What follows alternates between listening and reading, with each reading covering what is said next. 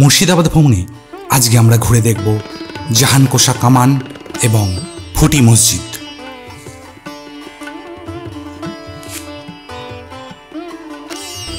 জাহানকোষা হল পশ্চিমবঙ্গের মুর্শিদাবাদের কাটরার দক্ষিণ পূর্ব তোপখানায় অবস্থিত একটি ঐতিহাসিক কামান।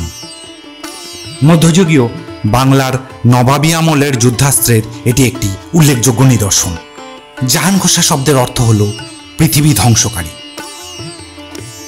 কামানটির দৈর্ঘ্য প্রায় 17.5 ফুট এবং এটার ওজন 7 টনেরও বেশি। চলে এসেছি জাহানকোষা কামানের এখানে। জাহানকোষা এর অর্থ বিশ্ব ধ্বংসকারী। অষ্টধাতুতে তৈরি এই কামানটি প্রায় 200 বছরেরও বেশি এখানে পড়ে রয়েছে রোদ জল ঝড়ের মধ্যে, এখনো কিন্তু এতে কোনো মরচে পড়েনি। এই কামান দাগতে প্রায় 17 কেজি বারুদ লাগত। কামানটি তৈরি করা হয়েছিল অষ্টধাতু অর্থাৎ সোনা, রূপো, দস্তা, তামা, জিঙ্ক, টিন, লোহা ও পারদ দিয়ে। অষ্টধাতুতে তৈরি হওয়ার জন্য প্রায় 300 বছর কেটে যাওয়ার পরেও এটিতে আজও কোনো মরচে পড়েনি। কামানের গায়ে একাধিক পার্সি ভাষায় লেখা ফলক থেকে জানা যায় যে 1637 খ্রিস্টাব্দে দিল্লির বাদশাহ শাহজাহানের রাজত্বকালে ইসলাম খাঁর সুবাদারিতে জনার্দন কর্মকার এটি নির্মাণ করেন। মুর্শিদ কুলি খাঁ ঢাকা থেকে মুর্শিদাবাদে চলে আসবার সময় সাথে করে এই কামানটি নিয়ে আসেন। মুর্শিদ কুলি খাঁ থেকে পরবর্তী অন্যান্য নবাবগণ এখানে তাদের অস্ত্রাগার বা তোপখানা স্থাপন করেন। সেই সময় জাহানকোষা কামানটিকে একটি অশ্বত্থ গাছের শিকড়ে আটকে থাকা অবস্থায় পাওয়া গিয়েছিল। পরবর্তীকালে ভারতীয় পুরাতত্ত্ব বিভাগের উদ্যোগে কামানটিকে এখানে স্থাপন করা হয়েছে।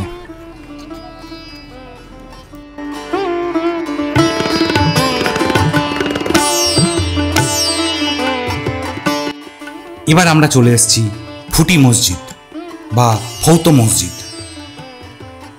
পশ্চিমবঙ্গের মুর্শিদাবাদ জেলার অন্যতম বৃহৎ এবং প্রাচীন মসজিদ এটি নির্মাণ করেন মুর্শিদ কুলি খাঁর দৌহিত্র নবাব সরফরাজ খান। মসজিদটির দৈর্ঘ্য এবং উচ্চতা যথাক্রমে 135 ফুট এবং 40 ফুট। মসজিদের 4 কোণে 4টি মিনার রয়েছে।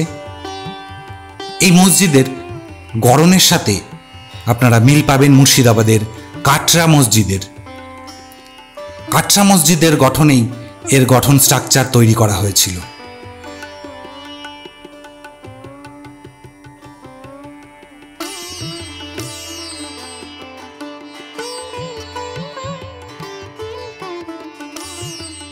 চলে এসেছি ফুটি মসজিদের ভিতরে। এটি নির্মাণ কার্য শুরু করেন মুর্শিদ কুলি খাঁর নাতি সরফরাজ খাঁ।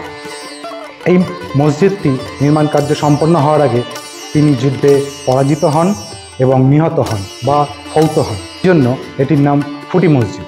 কথিত আছে যে মুর্শিদ কুলি খাঁর দৌহিত্র নবাব সরফরাজ খান তার অক্ষয় কীর্তি হিসাবে নির্মাণ করতে চেয়েছিলেন এই মসজিদটিকে। তাই তিনি নাকি এক রাতের মধ্যেই বিশাল এই মসজিদ বানানোর চেষ্টা করেন। সুজাউদ্দৌলার মৃত্যুর পর 1739 খ্রিস্টাব্দে তার পুত্র সরফরাজ নবাবী মসনদে বসে। নবাবী মসনদে বসলেও রাজ্য শাসনের ভার মন্ত্রীবর্গের উপর ন্যস্ত করে তিনি ভোগবিলাস ও অনাচারের পথে পা দেন। মন্ত্রিমণ্ডলী সদস্যদের সঙ্গে নবাবের বিরোধ উত্তরোত্তর বেড়ে ওঠে। অবশেষে দিল্লির বাদশাহের হস্তক্ষেপে নবাব আলীবর্দী খানের নেতৃত্বাধীন ফৌজের হাতে নবাব সরফরাজ খান নিহত হন। নিজের স্মৃতি রক্ষার জন্য একটি সুরম্য মসজিদ স্থাপন করার কাজ শুরু করলেও নবাব সরফরাজ তার জীবদ্দশায় এটি সম্পূর্ণ করে যেতে পারেননি। যুদ্ধবিগ্রহে জড়িয়ে পড়ার ফলে কাজটি আজও অসম্পূর্ণই রয়ে গেছে। নবাবের মৃত্যুর সাথে সাথেই তার সাধের কীর্তিসৌধের নির্মাণ কাজও অসম্পূর্ণ রয়ে গেছে। নবাবের আকাঙ্ক্ষা পূর্ণ হবার আগেই নবাব ফৌত হয়ে যান। তাই অসম্পূর্ণ গম্বুজের কারণে মসজিদটি ফৌতি মসজিদ বা ফুটি মসজিদ বলে পরিচিত। সংস্কারের অভাবে জরাজীর্ণ অবস্থায় এখন এটি প্রায় বর্তমানে ধ্বংসের মুখে।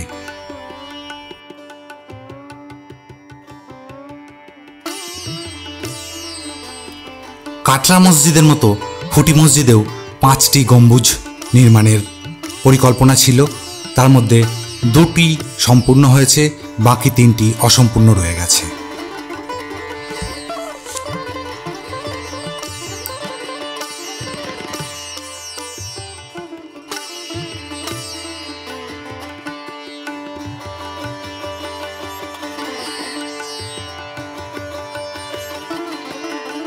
মসজিদের দেওয়ালে ইন্দো সারাসেনিক স্থাপত্য শৈলীর কারুকার্য দেখা যায়।